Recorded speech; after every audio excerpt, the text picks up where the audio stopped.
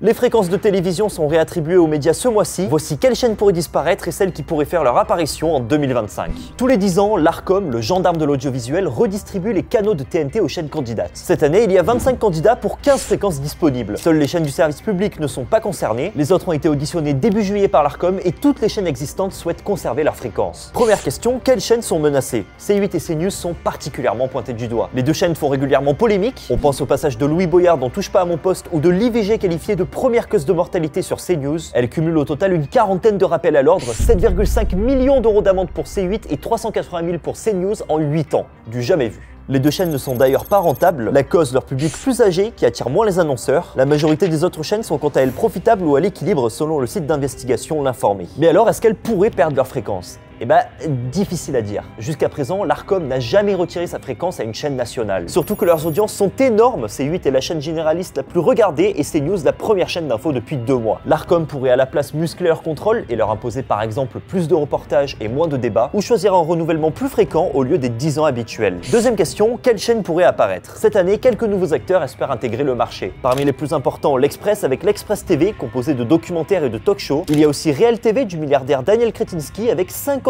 du temps consacré à des documentaires. Autre candidature, celle de la web télé de gauche radicale Le Média. La chaîne serait financée en partie par un financement participatif. Dernière candidature, celle de Ouest France avec OFTV. La chaîne serait produite depuis Rennes et mettrait l'accent sur les régions et les médias de territoire. Reste à savoir si l'Arcom accordera sa confiance à des acteurs pas encore implantés. Le verdict est attendu fin juillet.